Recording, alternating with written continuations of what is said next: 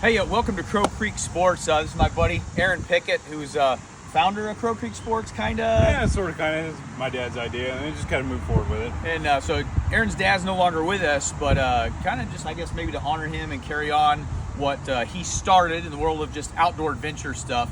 Aaron is carrying on that tradition. So we just want to start this and do a review. We had a long trip from where to where. Kind of like an inaugural trip. Really. Yeah, it really was. It could be the first time, maybe it could be the last time. We need a bottle of champagne and crack it on the Jeeps here. But yeah, so we just decided to put this trip together.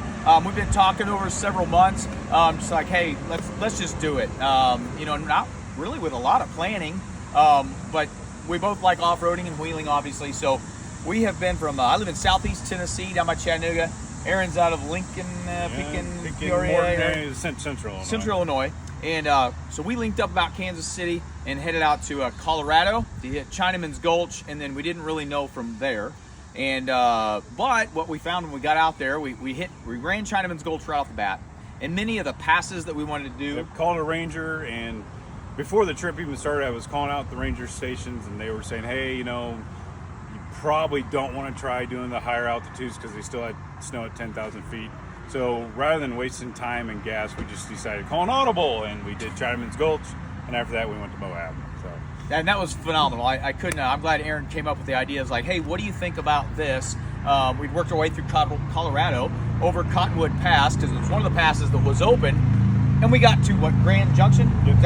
Grand Junction. Yeah, Grand Junction. Went down to Gateway, and then we took that Johnson something or other. Well, no, anyway, I have to look back up on the map. I forgot, but we'll later figure that out, and I'll point that out on the map. But anyway, we made it into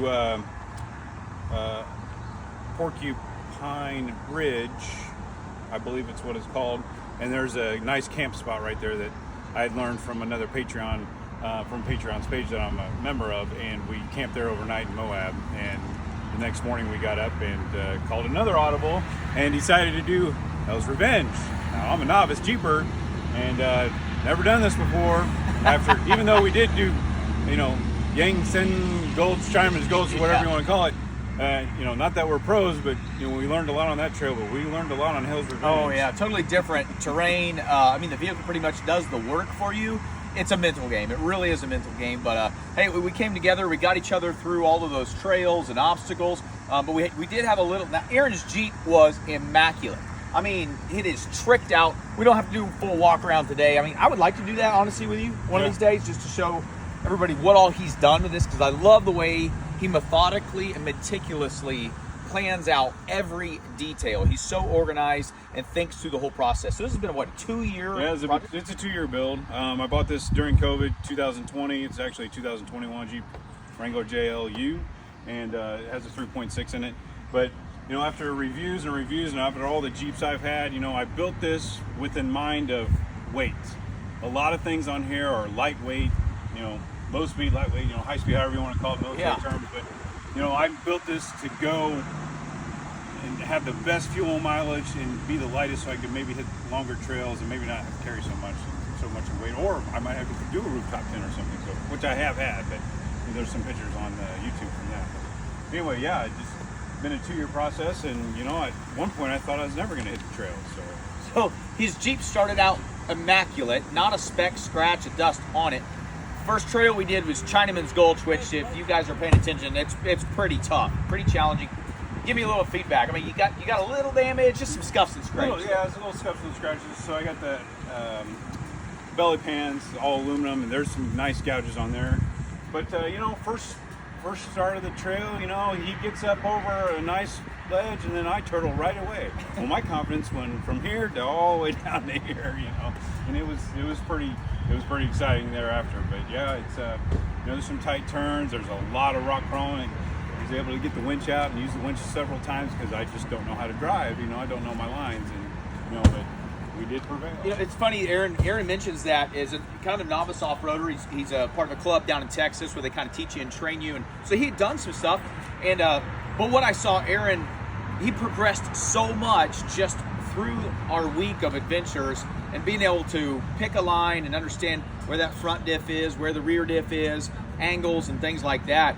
It's amazing to watch somebody learn as they go, kind of on the job training, to where we got to the point where we were at Hell's Revenge, and we had this other Jeeper link up with us. Now we saw him, and I assumed this guy knew what he was doing by his rig and his age.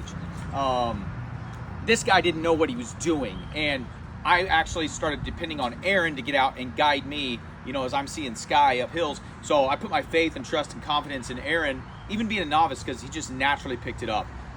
So that it's good just to have somebody there that you can trust and rely on. Yeah. Plus, having the front camera worked very well at Hell's Revenge, because if you don't have that, you're basically sticking your head out the side with these fenders and having the gas cans on the side. You really can't see down anyway. So the trail cam is a godsend. It really is. I would have put it in park and got out of my Jeep. Yeah. And then on Hell's Revenge, there's not too many places on those high rocks where you can actually get out, because you're just going to roll down the hills. Yeah.